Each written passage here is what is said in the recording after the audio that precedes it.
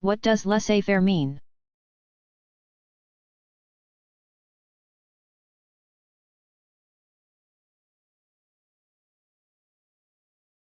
From the French, laissez-faire literally means to let people do as they choose. As an economic doctrine, laissez-faire opposes government interference in economic and business matters, or at least desires to keep government's role to an absolute minimum. Laissez-faire favors a free market, a market characterized by open competition. The theory was popularized during the late 18th century as a reaction to mercantilism. Noted Scottish economist Adam Smith, 1723–1790, was among the advocates of a laissez-faire market.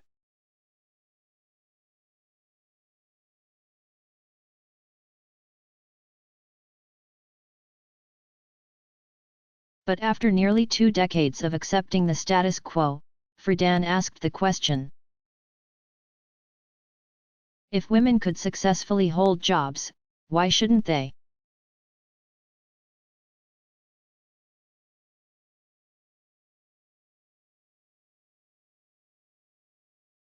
Assessing their happiness, many women opted to pursue work outside the home. The modern women's movement had begun. Soon women were organizing to promote social and political reforms to do away with discrimination in the workplace and eliminate barriers to entry in education and politics. Friedan herself helped found the National Organization for Women, NOW, in 1966. The association grew rapidly and continues to fight for women's equality in the 21st century.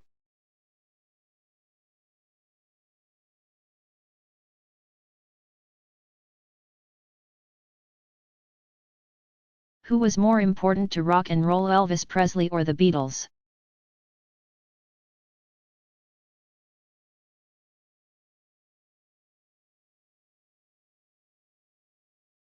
While music historians and fans of either or both may be willing to offer an opinion, the question cannot be definitively answered. The fact is that popular music today would not be what it is had it not been for both Elvis Presley and the Beatles. And the influences of both are still felt. Elvis Presley, 1935–1977, brought to music an exciting and fresh combination of country, gospel, blues, and rhythm and blues music, and topped it all off with a style and sense of showmanship that dazzled young audiences.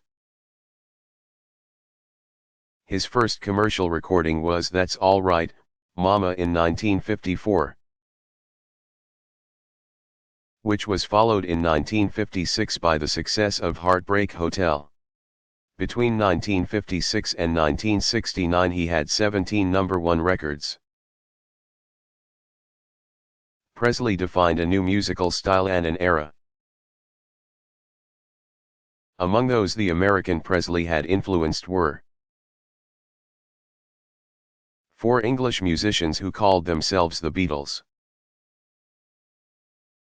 Originally founded as the Quarrymen by John Lennon, 1940–1980, in 1956. The group became the most popular rock and roll band of the 1960s. Their first single was Love Me Do, released on October 5, 1962, and producer George Martin was encouraged that the Beatles could produce a #1 record. In 1963 they did. Please Please Me was released in Britain on January 12 and was an immediate hit. Other hits off their first album included She Loves You and I Want to Hold Your Hand. The follow-up album, With the Beatles, was released in 1964 and established them as Britain's favorite group. Already popular in their homeland, Beatlemania began in the United States on February 7, 1964, when the mop-topped Fab Four, Lennon along with Paul McCartney, b. 1942, George Harrison, 1943 to 2001, and Ringo Starr, b. 1940, arrived at New York's Kennedy International Airport and were met by a mob of more than 10,000 screaming fans and 110 police officers. 2 days later, on February 9, the Beatles made their legendary appearance on The Ed Sullivan Show. By April the group held onto the top 5 positions on the US singles charts. The British invasion had begun. In their early years, the Beatles brought a new energy to rock and roll and picked up where Presley, Buddy Holly, and Little Richard had left off.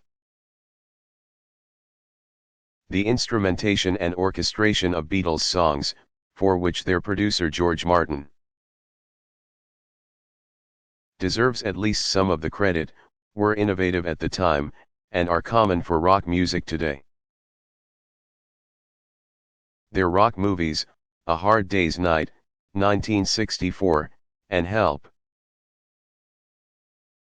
1965, were a precursor to the music videos of today.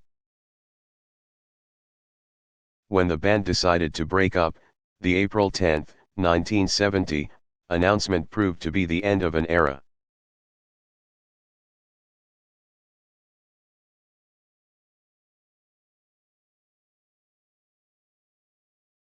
Who developed printing?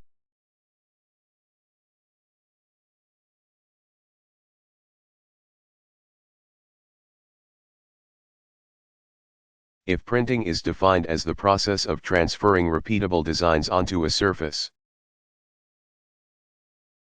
then the first known printing was done by the Mesopotamians, who as early as 3000 BC used stamps to impress designs onto wet clay. Printing on paper developed much later. Chinese inventor Tizhe Ailun ADC 50C 118, is credited with producing the first paper in AD 105. During the Tiang dynasty, 618 to 906, Chinese books were printed with inked wood blocks, and it was the Chinese not German printer Johannes Gutenberg, c. 1390 to 1468, as is widely believed, who developed movable type, allowing printers to compose a master page from permanent, raised characters. However, movable type printing did not catch on in medieval China because the Chinese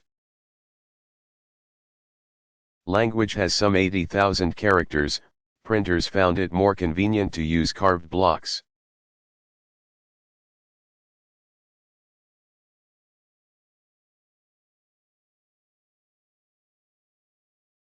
When did the Cold War begin?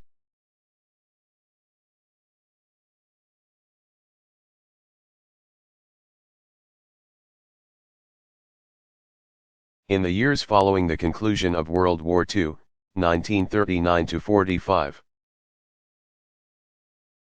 The nations of Western Europe and the United States became alarmed by Soviet advances into Eastern Europe, and many Europeans and Americans voiced concerns that communists, led by the Soviet Union, were plotting to take over the world. Political leaders in England, the United States, and elsewhere referred to this new menace in grim terms. In March 1946, former British Prime Minister Winston Churchill, 1874 to 1965, warned of an Iron Curtain, of Soviet totalitarianism that had divided the European continent, and in 1947 U.S. President Harry S. Truman. 1884 to 1972, announced a policy of containment of communist incursion into other countries. This policy came to be known as the Truman Doctrine, and it remained an integral part of American foreign policy for the next 40 years. Ultimately leading to the nation's involvement in the Korean War, 1950-53, and the Vietnam War, 1954-75. The eroding relationship between the Western powers and the Soviet-led countries of Eastern Europe was largely brought on by disagreements over Germany. At the close of World War II, marked differences of opinion on what to do with Germany had resulted in a plan for joint government of the nation by the Allies, the Soviet Union, the United States, Britain, and France. But the arrangement quickly proved unworkable. By 1948 Germany was in serious economic straits, and the United States, Britain, and France began to discuss uniting their zones. The Soviets responded by ordering a blockade of land and water traffic into Berlin, control of which had been divided between the Allies after the war. The Soviets controlled East Berlin, while the other Allies controlled West Berlin. To counter the blockade, Great Britain and the United States ordered an airlift operation to provide food and other supplies to the people of West Berlin, alleviating the effects of the 11-month Soviet blockade. In 1949 the East-West differences resulted in the formal division of Germany into two countries. West Germany, formed by the zones occupied by the United States, Great Britain, and France, was allowed to form a democratic government, and it became officially known as the Federal Republic of Germany. The same year, East Germany, also known as the German Democratic Republic, was formed out of the Soviet zones and was folded into the Eastern Bloc countries. By 1949, the year that the Soviet Union exploded its first nuclear bomb, the world had been roughly divided into two camps: the United States and its democratic allies, which included the nations of Western Europe, and other anti-communist governments, and the Eastern Bloc, the Soviet Union and its satellite countries. These camps were soon girded by formal political alliances. In 1949 a military alliance known as the North Atlantic Treaty Organization, NATO, was formed by 12 nations: the United States, Great Britain, France, Italy, Norway, Portugal, Iceland, Denmark, Canada, Belgium, Luxembourg, and the Netherlands. By 1955 three more countries, Greece, Turkey, and West Germany, joined the alliance. The Soviet Union responded by creating the Council for Mutual Economic Assistance, Comecon, in 1949 and the Warsaw Pact in 1955. Comecon was an effort to coordinate economic and industrial activities among communist nations, while the Warsaw Pact was a military agreement between the Soviets and the communist governments of Eastern Europe. The Cold War was on.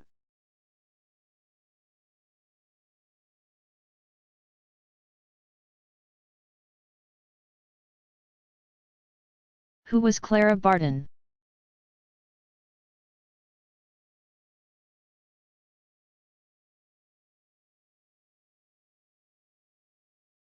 The American humanitarian was called the Angel of the Battlefield for her work during the Civil War, 1861–65. Clarissa Harlow, Barton. 1821–1912, was a nurse in army camps and on battlefields, where she cared for the wounded. When the fighting ended, Barton formed a bureau to search for missing men. This demanding work left her exhausted.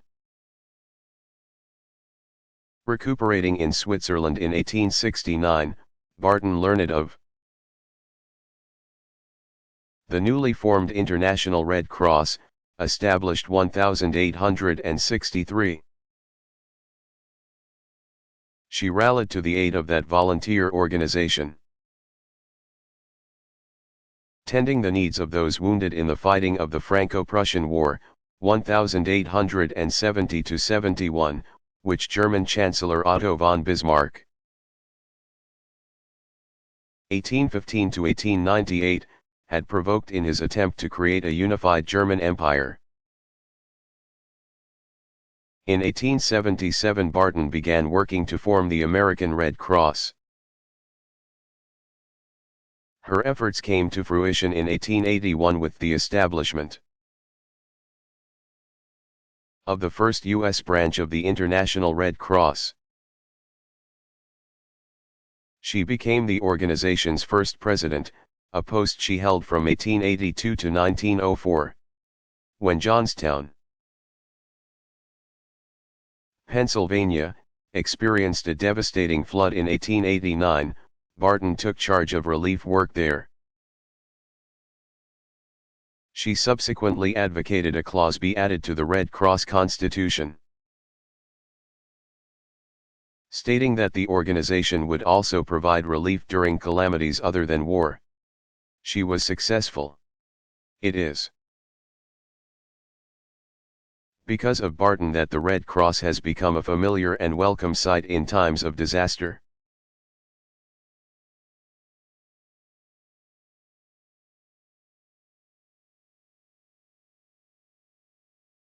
What were Continentals?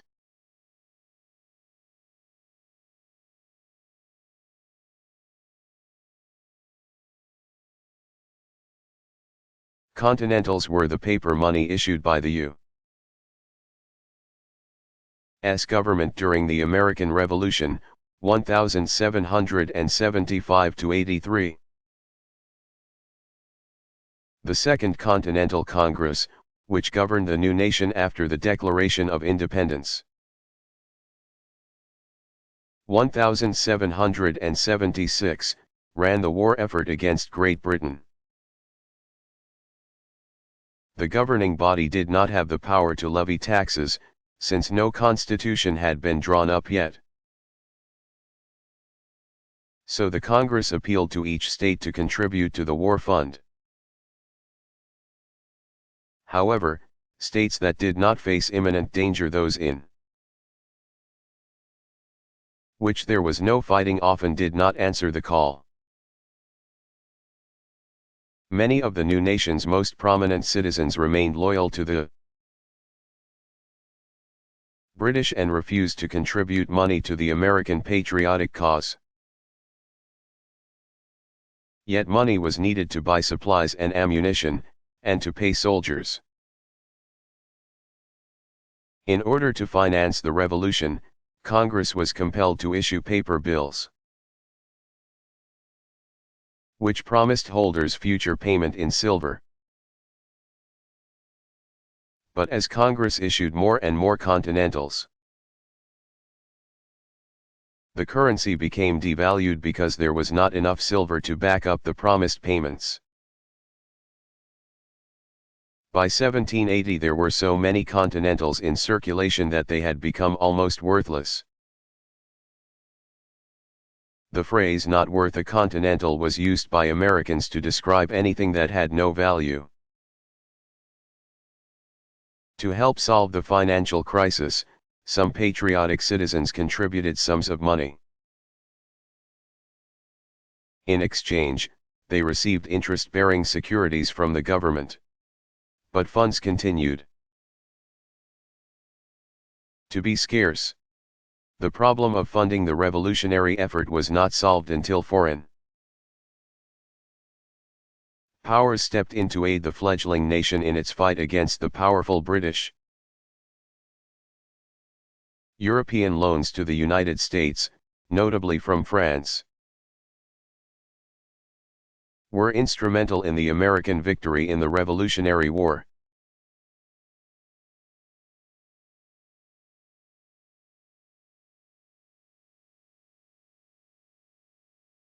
Who wrote the first computer program?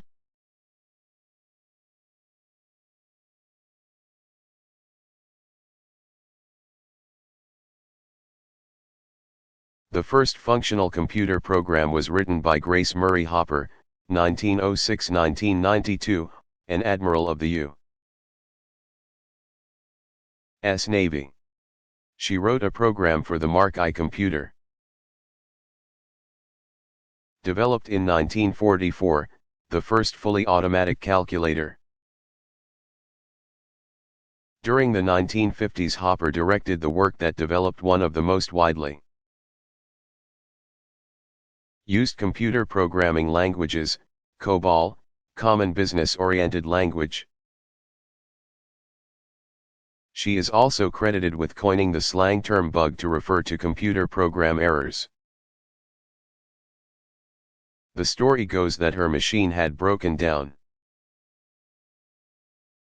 and when she looked into the problem, she discovered a dead moth in the computer. As she removed it, she reportedly announced that she was debugging the machine. Hopper served the U.S. Navy for 43 years.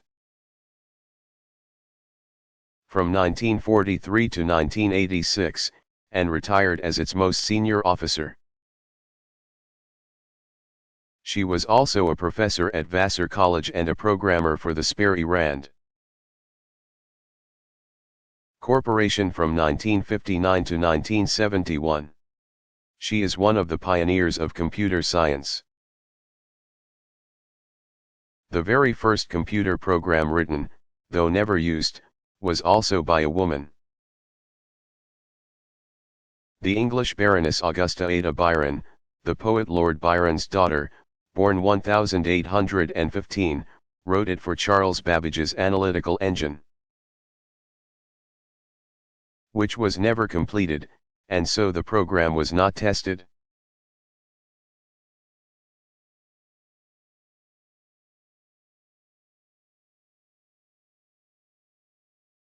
What is the difference between the Roman Empire and the Holy Roman Empire?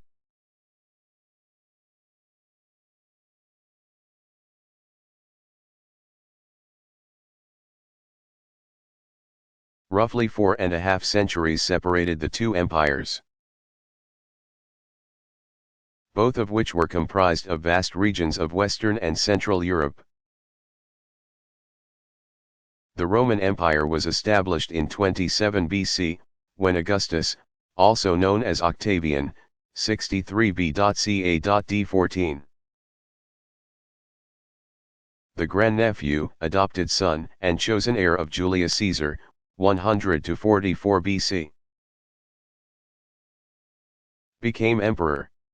His reign lasted until AD 476, when Rome fell to Germanic tribes.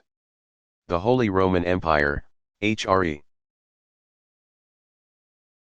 began in the mid-900s AD, when Otto I, 912 to 973, of Germany gained control of most of northern and central Italy. Pope John XII,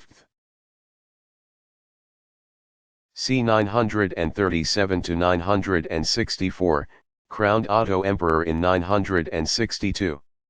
In the 1200s the area of power officially became known as the Holy Roman Empire.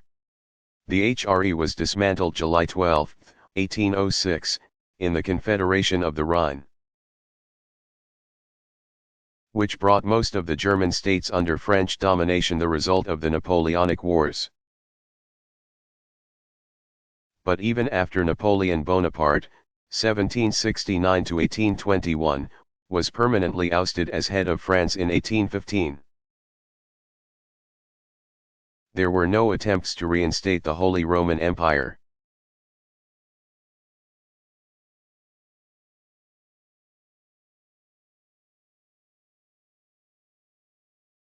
What is solidarity?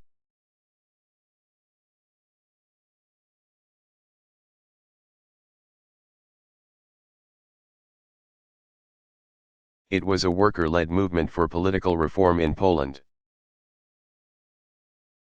during the 1980s, and it led to the downfall of communism.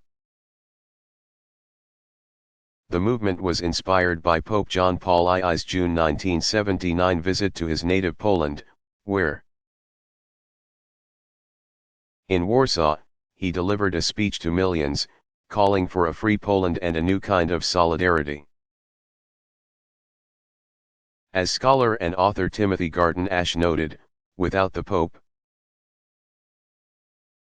no solidarity. Without solidarity, no Gorbachev. Without Gorbachev, no fall of communism. Shipyard electrician Lech Walesa, 1943, became the leader of Solidarity. Formed in 1980 when 50 labor unions banded together to protest Poland's communist government. The unions staged strikes and demonstrations. By 1981, Solidarity had gained so many followers that it threatened Poland's government, which responded, with the support of the Soviet Union, by instituting martial law in December of that year. The military cracked down on the activities of the unions, abolishing Solidarity in 1982 and arresting its leaders, including the charismatic Walesa. But the powerful People's Movement, which had also swept up farmers, who formed the Rural Solidarity, could not be suppressed. Martial law was lifted in mid-1983, but the government continued to exert control over the people's freedom. That year Walesa received the Nobel Peace Prize for his efforts to gain workers' rights and prevent violence. Solidarity continued its work for reform. In 1989, the collapse of communism on the horizon, people's movements in Eastern Europe had combined with Soviet leader Mikhail Gorbachev's policy of glasnost to herald the system's demise. The Polish government reopened negotiations with Solidarity's leadership. Free elections were held that year, with the Labour Party candidates gaining numerous seats in parliament. In 1990, Walesa was elected president, at which time he resigned as chairman of Solidarity. Poland's Communist Party was dissolved that year.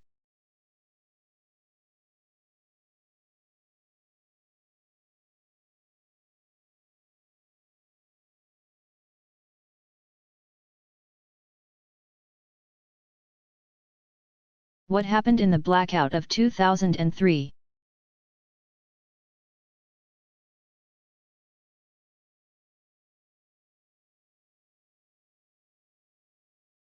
A 3-month investigation found that line failures and system errors combined to cause the power outage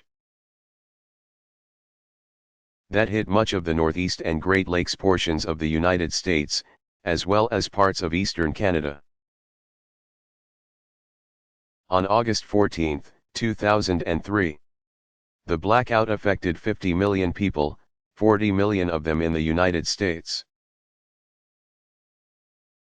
A task force headed by the U.S. Department of Energy and its Canadian counterparts delved into the sequence of events that caused the massive power failure. Investigators concluded that mistakes made by First Energy Corporation of Akron Ohio, had combined with heavy loads of power to stress the interstate electrical grid and cause its failure through a chain reaction. Just after 4 p.m. EDT. On Friday, August 14, power was knocked out from Detroit to Toronto to New York City. The widespread outage immediately affected water supplies, halted air transportation and subway systems, snarled ground transportation, and brought most distribution lines to a standstill, affecting the flow of food and other supplies. Though there were isolated reports of looting, crime was minimal, with New York City reporting a lower crime rate for the night of August 14 than usual. 8 deaths were related to the blackout. Power began to be restored to some areas later that evening, but it was August 16 before all affected areas were back online. 2 weeks later, on August 28, London experienced a blackout at the peak of evening rush hour. The outage paralyzed the British capital and left 500,000 commuters stranded. Power was restored within an hour. A utilities official said that the freak event was caused by 2 faults that happened in quick succession. In late September 2003 there were also widespread power outages in Denmark, Sweden, and Italy. The blackout in Italy affected the entire nation, with the exception of Sardinia, or 57 million people. Because it happened overnight and on a weekend, the impact was minimal. The blackouts drew attention to the need for system upgrades, improved maintenance, and more sophisticated alert systems to prevent such grid failures, which take both an economic and human toll.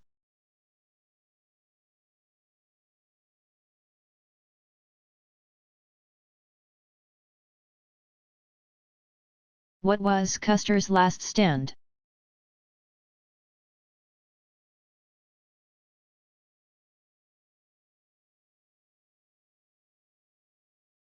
The term refers to the defeat of General George A.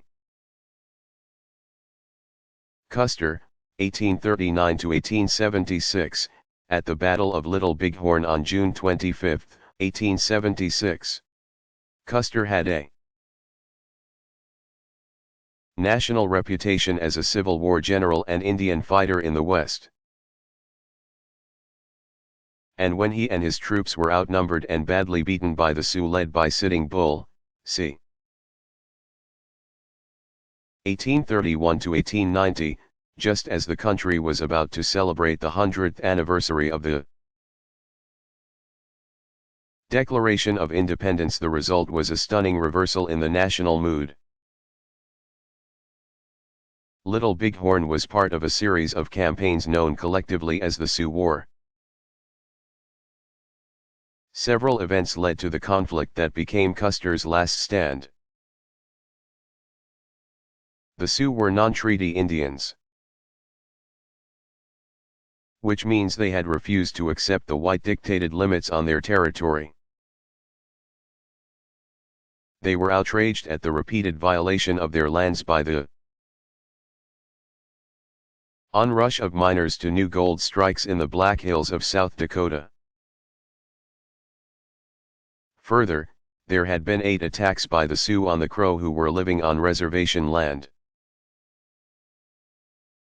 Finally, Sitting Bull, the chief of the Hunkpapa band of Sioux, refused government demands that he and his people return to reservation lands. Meanwhile, unbeknownst to the government's military strategists, by spring 1876 Sitting Bull had been joined in his cause by other groups of Northern Plains tribes, including the Cheyenne led by Crazy Horse. c. 1842 to 1877. With the government ready to use force to return Sitting Bull and his band of Sioux to reservations. The stage was set for a conflict bigger than any Washington official had imagined. On June 25, Custer rode into Montana Territory with his 7th Cavalry to meet the Sioux. Despite orders to simply contain the Indians and prevent their escape, he attacked. While historians remain divided on how Custer could have been defeated on that fateful June day. One thing remains certain, Custer and his men were badly outnumbered. Having divided his regiment into 3 parts, Custer rode with about 225 men against a force of at least 2,000, the largest gathering of Indian warriors in Western history. Custer and his soldiers all died. The fighting continued into the next day, with those Indians that remained finally disbanding and returning to their designated territory. Meantime, Sitting Bull and his band retreated into Canada. Returning to the United States 5 years later, in 1890, Sitting Bull was killed by authorities. The battle became the subject of countless movies, books, and songs. It's remembered by some Native Americans as a galvanizing force, proof that brave men who fight for what they believe in can win.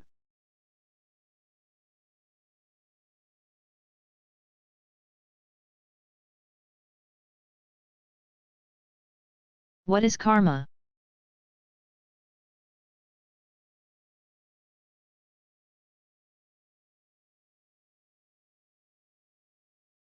Karma is a belief shared by several Asian religions including Buddhism and Hinduism. The basic concept is that the position one holds in this life is a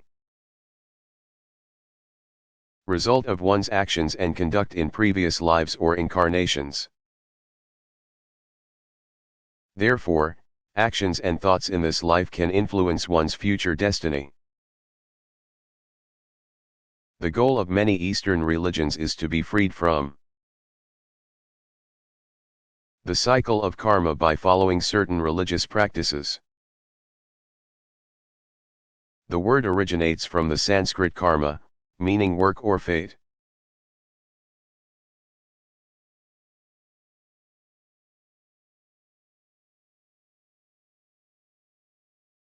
What are the Geneva Conventions?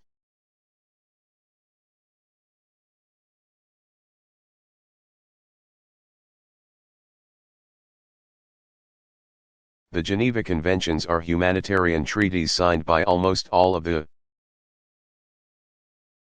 approximately 200 nations in the world today. There were 189 signatories as of 2003. The treaties were forged in Geneva, Switzerland, in 1864, 1906, 1929, and 1949. The initial protocols, of 1864, gave rise to the Red Cross. There were 2 amendments, called protocols, in 1977. In their entirety, the Geneva Conventions set standards for how signatory nations are to treat the enemy during war. They cover access to and treatment of battlefield casualties, treatment of prisoners of war, POWs, and the treatment of civilians. The summaries of each convention and protocol are as follows. Convention I. For the amelioration of the condition of the wounded and sick in armed forces in the field. Sets forth the protections for members of the armed forces who become wounded or sick. Convention II, for the amelioration of the condition of wounded, sick, and shipwrecked members of armed forces at sea. Extends protections to wounded, sick, and shipwrecked members of the naval forces. Convention 3, relative to the treatment of prisoners of war, Geneva. Lists the rights of prisoners of war. Convention 4, relative to the protection of civilian persons in time of war, Geneva. Deals with the protection of the civilian population in times of war. All four conventions were ratified as a whole in 1949. Protocol I. Additional to the Geneva Conventions of August 12, 1949, and relating to the protection of victims of international armed conflicts. Extends protections to victims of wars against racist regimes and wars of self-determination. Protocol II, additional to the Geneva Conventions of August 12, 1949.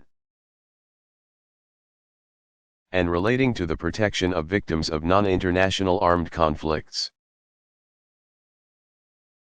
Extends protections to victims of internal conflicts in which an armed opposition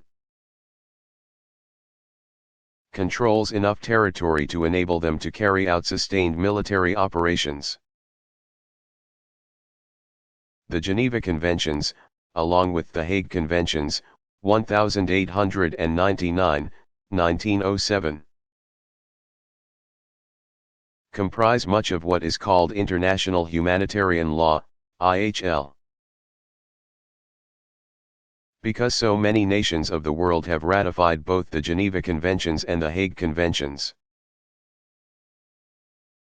they are considered customary international law, which means they are binding on all nations.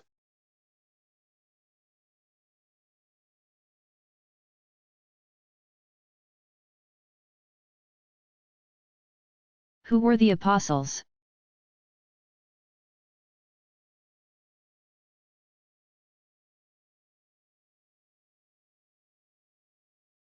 The apostles were 12 men chosen by Jesus Christ, c. 6b.cc AD 30, to be his close followers. The apostles helped spread the word that they believed Jesus to be the Son of God. Matthew 10:1 explains that Jesus gave the 12 authority to drive out unclean spirits and to cure every kind of illness.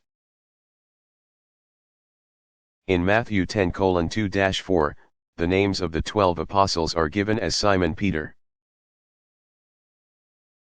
who is later simply called Peter, Andrew, James, John, Philip, Bartholomew, Thomas. Matthew, James the son of Alphaeus, Thaddeus, Simon the Zealot, and Judas Iscariot. But the lists of apostles found in Luke 6:13-16 and in Acts 1:13 differ from that found in Matthew. While both Luke and Acts cite Simon, Peter, Andrew, James, John, Philip, Bartholomew, Thomas, Matthew, James the son of Alphaeus, Simon the Zealot, and Judas Iscariot, they do not name Thaddeus, but rather Judas the son of James. In other words, the lists agree on 11 of the 12 names. After Judas Iscariot betrayed Jesus Christ, Matthias was chosen by the apostles to take his place. This is described in Acts 1:21-26. He was considered eligible since, like the 11 remaining apostles, he accompanied Jesus from the time of Jesus' baptism until the day he was taken up from us.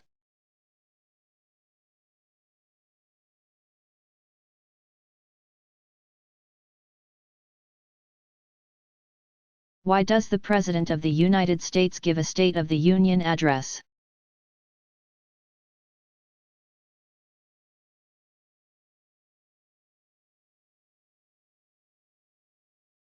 The U.S. Constitution requires the President to annually present a joint session of Congress, attended by representatives and senators, with a status report on the nation. Presidents George Washington, 1732 to 1799, and John Adams, 1735 to 1826. The first and second presidents delivered their messages in person. Thereafter the State of the Union was sent as a written message, which was read in Congress. But President Woodrow Wilson, 1856 to 1924, delivered his messages in person, including that of January 1918, when he delivered the 14 points his formulation of a peace program for Europe once World War I. 1914 to 18, had ended. Since Franklin D. Roosevelt. 1882 to 1945, held office. Beginning in 1933, all U.S. presidents have made formal addresses to Congress.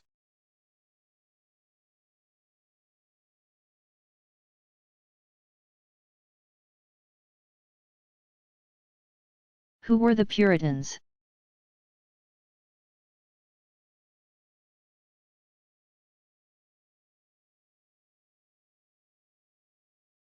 The Puritans were members of a religious movement that began in England in the 1500s and lasted into the first half of the 1600s, when it spread to America as well. Influenced by the teachings of religious reformers John Wycliffe, c. 1330 to 1384, and John Calvin, 1509 to 1564, the Puritans were so named because they wanted to purify the Anglican Church, also known as the Church of England. They believed too much power rested with the church hierarchy, its priests, bishops, and cardinals. That the people, called the laity or lay members, should have more involvement in church matters. And that the ceremonies ought to be simplified to stress Bible reading and individual prayer. Further, they defied the authority of the Pope, believing that each church congregation should have control of its own affairs, which should be guided by a church council, called a presbytery, made up of lay members. These ideas are familiar to Americans today since they provided the basis not only for many Protestant churches but also influenced the formulation of U.S. government. When the Puritans faced persecution at home, they became religious pilgrims, traveling to the New World, where they established both their religious and social belief system.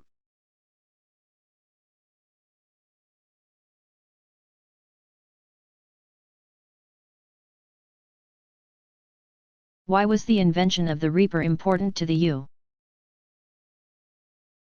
U.S. economy?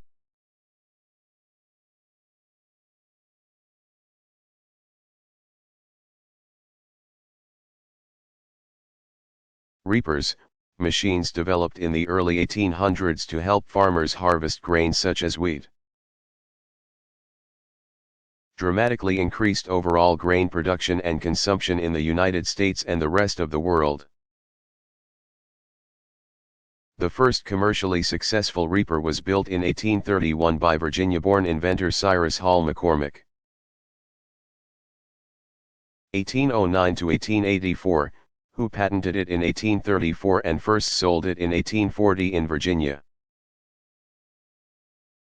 The McCormick reaper was horse-drawn and replaced the use of sickles and scythes in the fields. It also reduced the amount of manual labor required to harvest grain crops. It worked in this way: a straight blade, protected by guards, was linked to a drive wheel. As the drive wheel turned, the blade moved back and forth in a sawing motion, cutting through the stalks of grain, which were held straight by rods. The cut grain stalks then fell onto a platform and were collected with a rake by a worker. The device increased average production from 2 or 3 acres a day to 10 acres a day. McCormick's reaper was soon in wide use, and the inventor was on his way to becoming an industrialist. In 1847 he moved his business to Chicago, where he could transport reapers via the Great Lakes and connected waterways to the east and to the south. Within 5 years McCormick's business had become the largest farm implement factory in the world. Sales and distribution of the equipment increased further during the 1850s. As Chicago became a center for the nation's then expanding rail system. In 1879 Cyrus McCormick's business became the McCormick Harvesting Machine Company, with the inventor himself as president, until 1884, when he was succeeded by his son. The reaper was improved over time. In the 1850s a self-raking feature was added, further reducing the amount of labor required to harvest grain. In the 1870s a binder was added, which bound the sheaves of grain and dropped them to the ground to be collected. In the 1920s the reaper, or harvester, was joined with another invention, the thresher, which separates grains from the stalks. The new reaper thresher machine was called a combine. Today's combines still use the basic features present in McCormick's revolutionary 1831 invention. His company later became International Harvester, 1902, and today is known as Navy Star Corporation.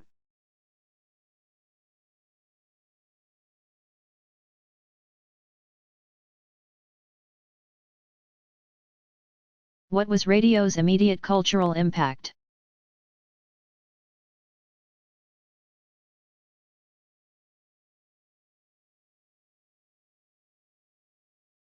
During the 1930s, radio, pioneered in the late 1800s, was woven into the fabric of everyday American life. People across the country in cities, suburbs, and on farms tuned in for news and entertainment, including broadcasts of baseball games and other sporting events as well as comedy and variety shows, dramas, and live music programs. President Franklin D. Roosevelt, 1882 to 1945, used the new medium to speak directly to the American public during the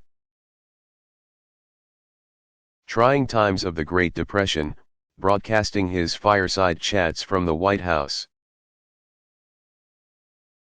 Between the 1920s and the 1950s, gathering around the radio in the evenings was as common to Americans as watching television is today. Networks offered advertisers national audiences,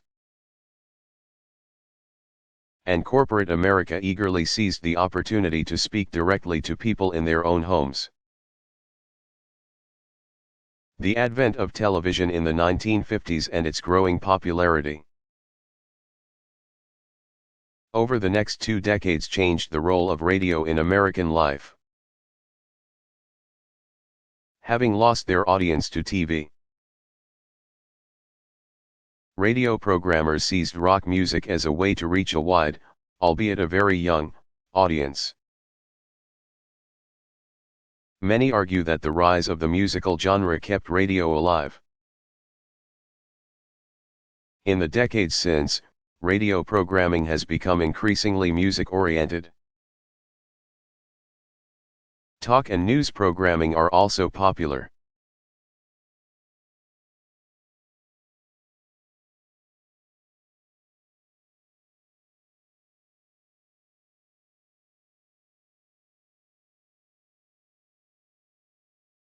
Why did so many Americans protest U.S.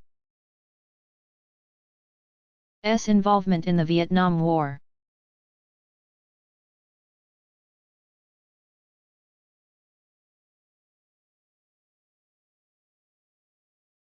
The Vietnam War, 1954–75, divided the American public.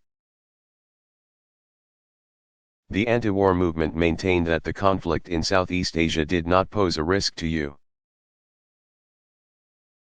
U.S. security, contrary to the domino effect that Washington, D.C. foresaw. And in the absence of a threat to national security, protesters wondered, what are we fighting for? Meanwhile, President Lyndon B. Johnson, 1908–1973, slowly stepped up the number of troops sent to Vietnam.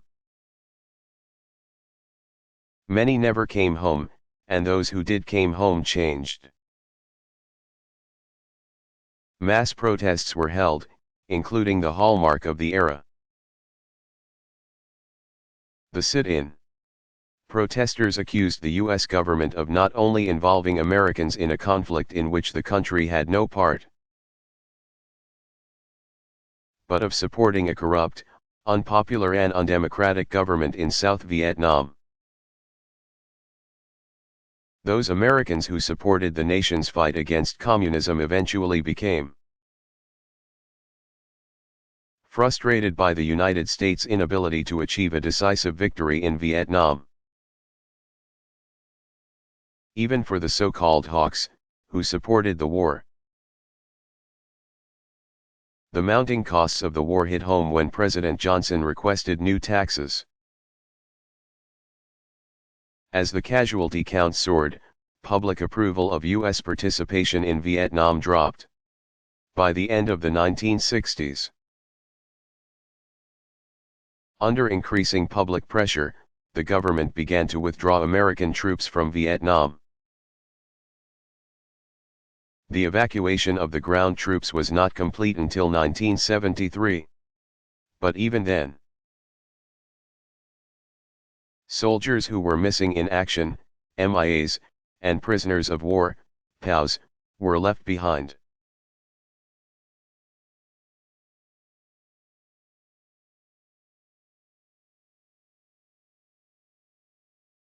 When was the Bible translated into English?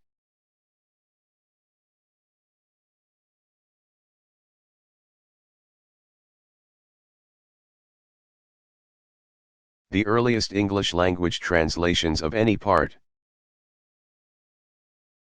of the Bible first appeared around the 8th century. The Vespasian Psalter was a primitive English translation of the Latin text of the Book of Psalms. But the Latin translation of the Bible, called the Vulgate, continued to prevail for several centuries as the version authorized by the Roman Catholic Church. It was not until the 1300s that the first comprehensive translation into English was undertaken by the controversial religious reformer John Wycliffe, c. 1330–1384. Wycliffe, an English theologian and professor at Oxford University, was a forerunner of the Protestant Reformation. He believed that all authority, religious and secular, can be derived only from God. And he attacked the worldliness of the medieval church. In 1377 Pope Gregory XI, 1329–1378, accused Wycliffe of heresy, but the reformer escaped trial. Nevertheless, he spent the rest of his life under the watchful eye of the Church. which did everything in its power to curtail Wycliffe's activities, eventually forcing him to retire.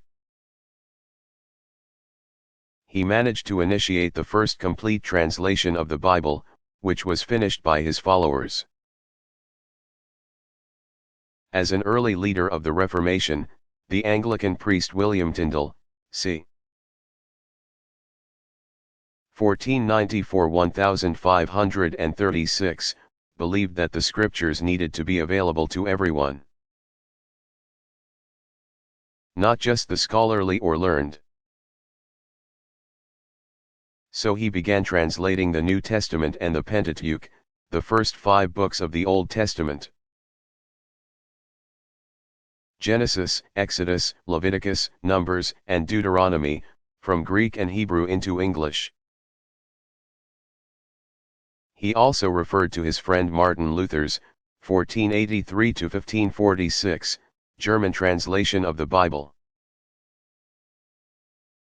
But Tyndale was unable to get his English translation published at home in England,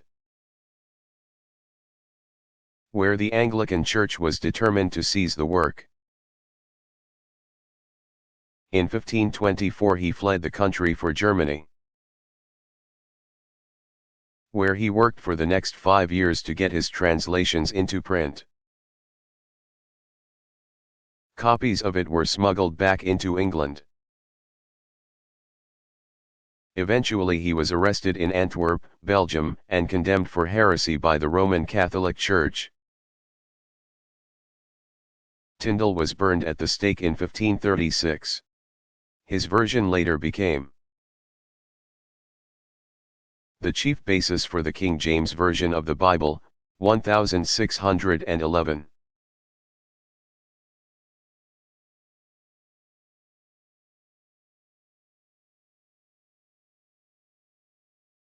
What is privateering?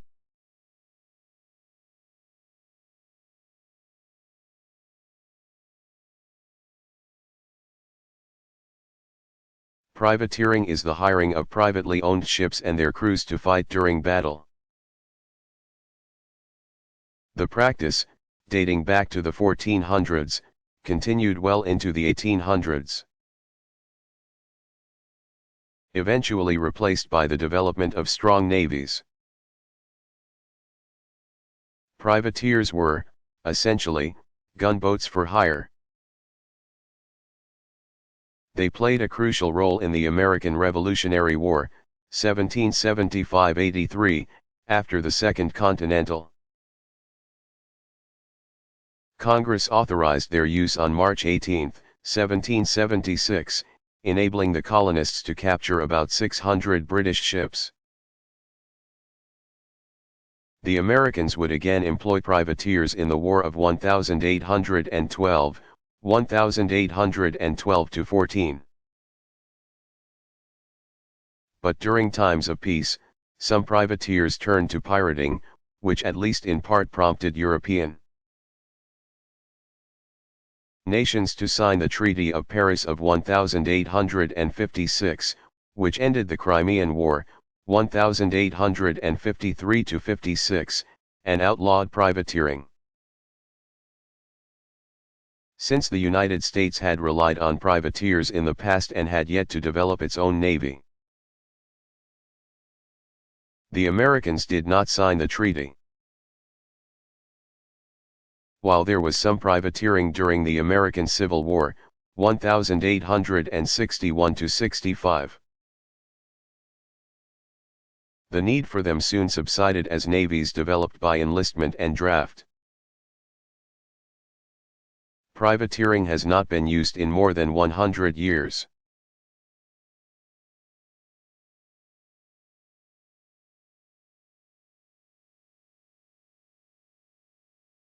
What were Napoleon's 100 days?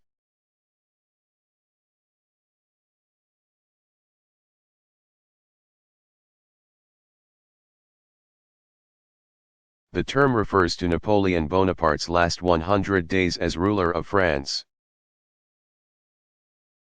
Having been defeated by his enemies, a coalition of European powers, Britain, Sweden, Austria,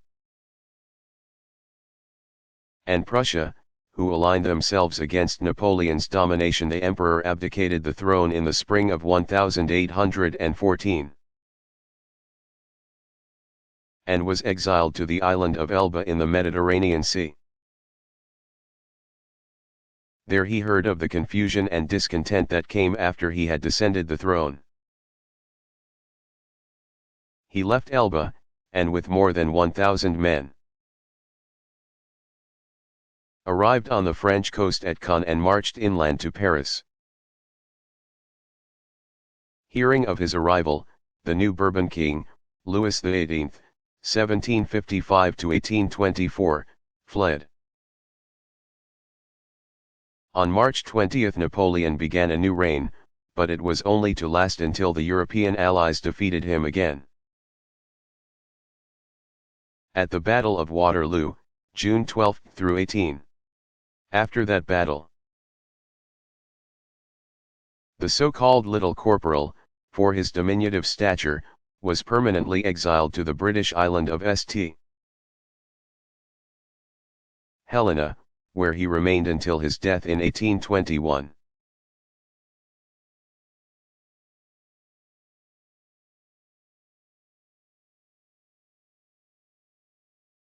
What caused the Russo-Japanese War?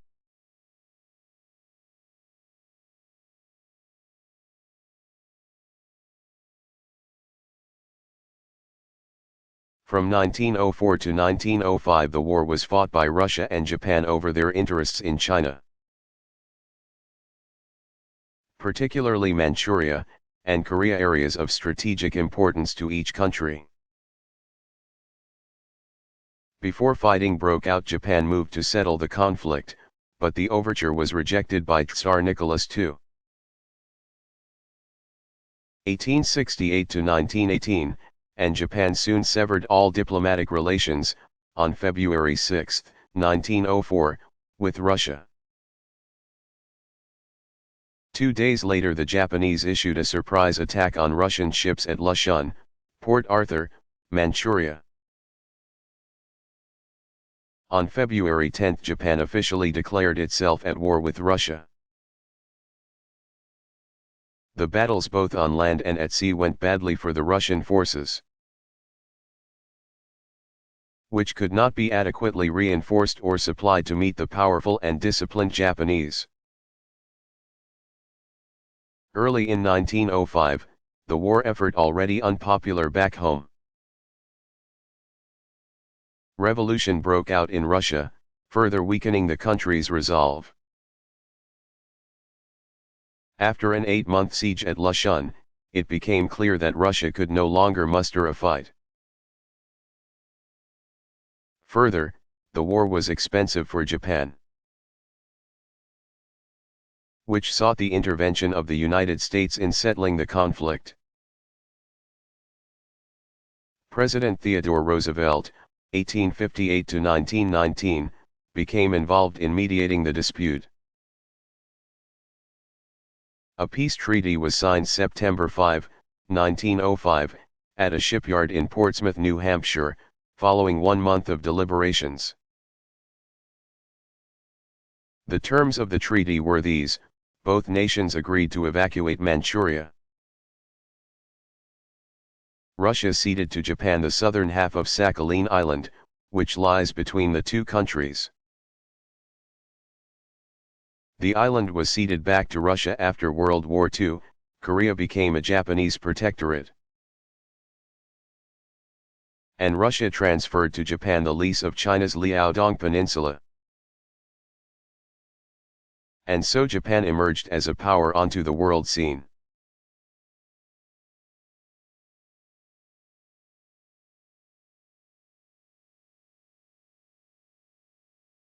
Who said Veni, Vidi, Vici, and what does it mean?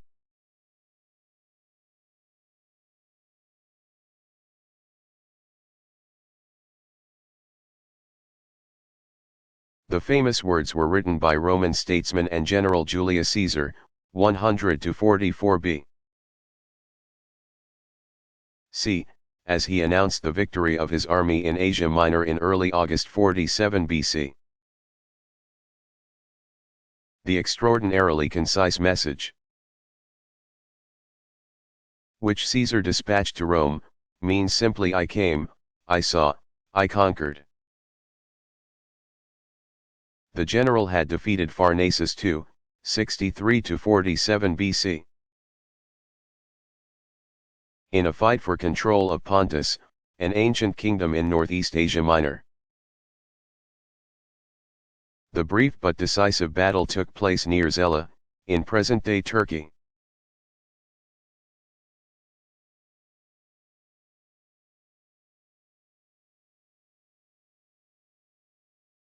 Was Monet the father of French Impressionism?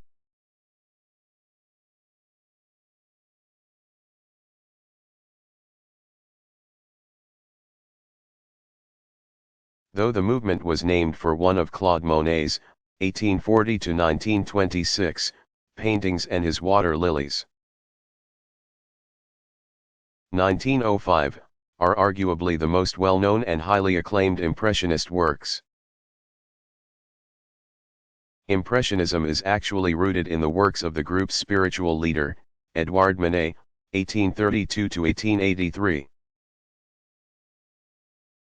Who first began experimenting with color and light to bring a more naturalistic quality to painting. In 1863 Manet exhibited two highly controversial and groundbreaking works. Déjeuner sur l'herbe and Olympia. Both paintings were based on classic subjects. But Manet rendered these pastoral scenes according to his own experience, giving them a decidedly more earthy and blatantly erotic quality than the Parisian critics and academicians of the day could accept. He was roundly criticized for his scandalous exhibition.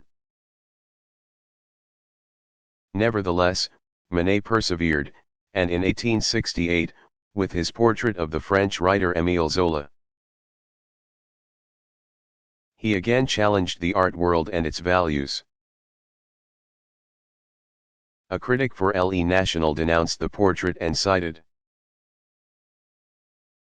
among his complaints that Zola's trousers were not made of cloth. This, the artists observed, was both truth and revelation. The pants were made of paint. A few years later, in 1870, Manet began experimenting with painting outside, in the brilliance of natural sunlight. Manet pioneered many of the ideas and techniques taken up by the Impressionists.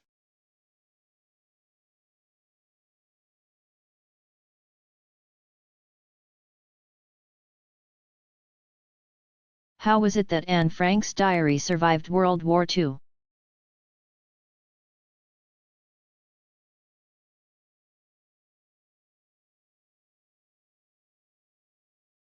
The young German Jewish girl's diaries, which chronicled 26 months of hiding from the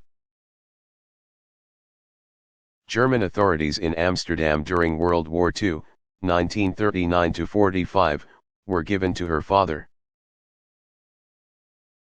Otto Frank, 1889–1980, when he returned to Holland from Auschwitz after the war.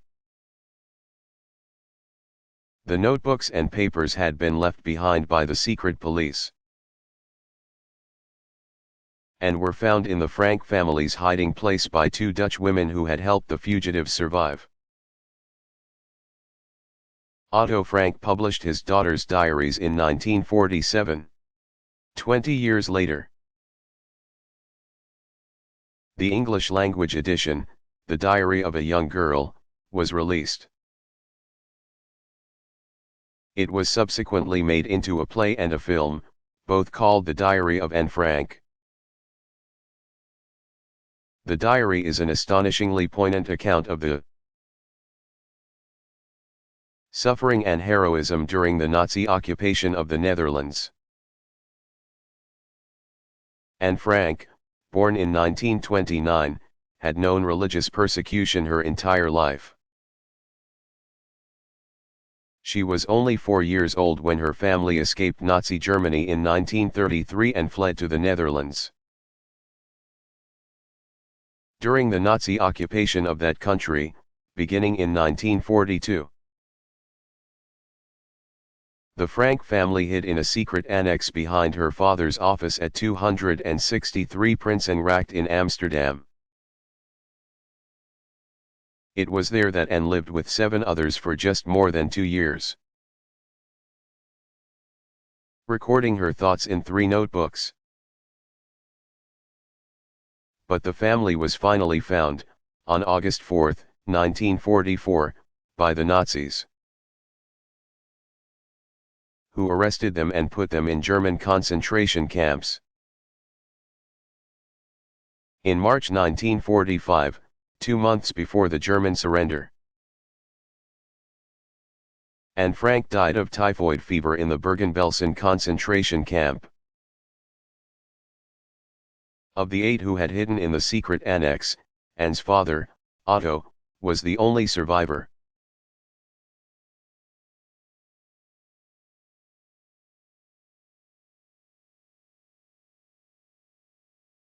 What was the first mail order company?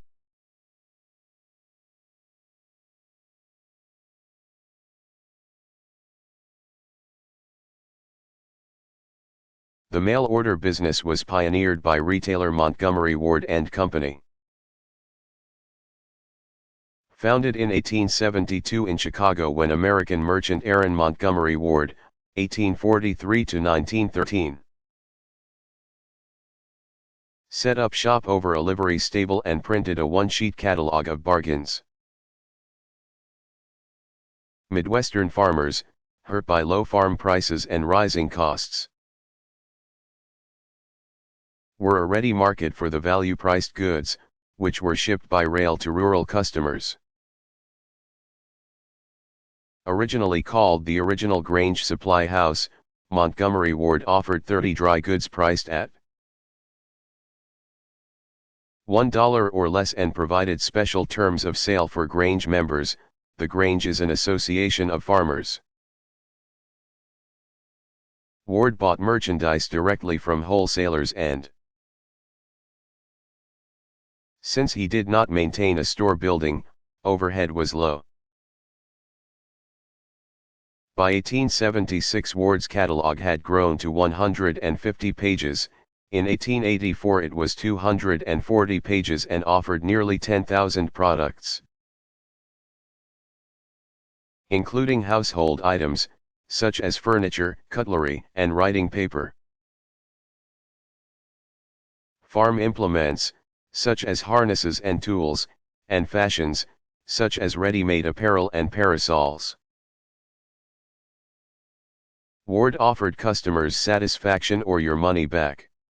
In 1886 American Richard W. Sears,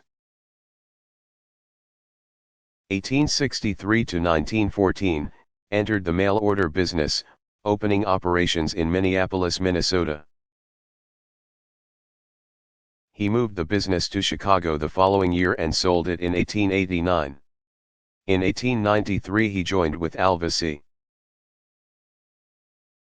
Roebuck, 1864 to 1948, to found Sears, Roebuck and Company. The Sears catalog, which soon consisted of hundreds of pages and thousands of items,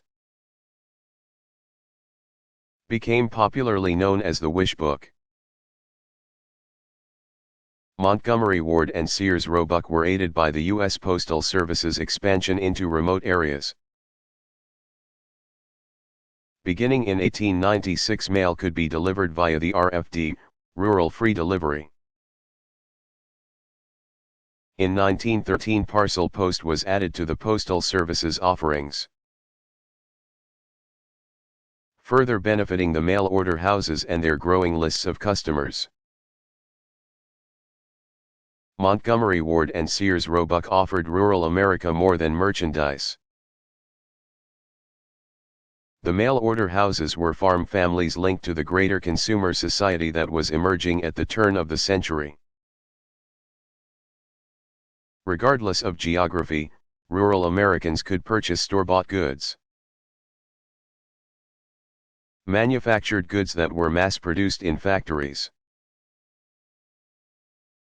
The mail-order houses offered customers convenience, since customer purchases no longer had to be deferred for the next trip to a town. Variety, since catalogers catered to a nationwide customer base. On-hand inventory included a multitude of products, and low prices. The mail-order houses bought merchandise at reduced rates from the wholesalers. Fashions were no longer restricted to the middle and upper-class city dwellers who had access to department stores. Rural customers became aware of new styles each time the Montgomery, Ward and Sears Roebuck catalogs were delivered, which, by the early 1900s, was twice a year. Though both Montgomery Ward and Sears Roebuck exited the mail-order business to concentrate efforts on their chain store retail operations later in the century. They set the standard for modern mail-order houses through their early policies addressing merchandise returns, competitive pricing, flexible payment methods, and shipping terms.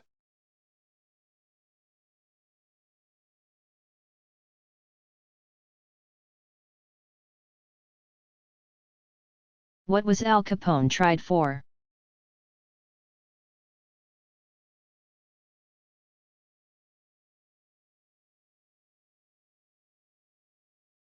Notorious American gangster Alphonse Scarface Al Capone, 1899 to 1947. Whose crime syndicate terrorized Chicago in the 1920s, was brought to trial for income tax evasion. After Chicago police had been unable to bring Capone to justice for his criminal activities, which included trafficking bootleg liquor, gambling, prostitution, and murder, the Federal Bureau of Investigation determined that the only way to prosecute the crime boss would be through violation of the tax laws. For 2.5 weeks in October 1931, the case against Capone was heard in a Chicago courtroom. He was found guilty on 5 counts of tax evasion, sentenced to 11 years in prison, and charged $50,000 in fines and $30,000 in court costs. While his first jail cell, in Illinois' Cook County Jail, allowed him the luxuries of a private shower,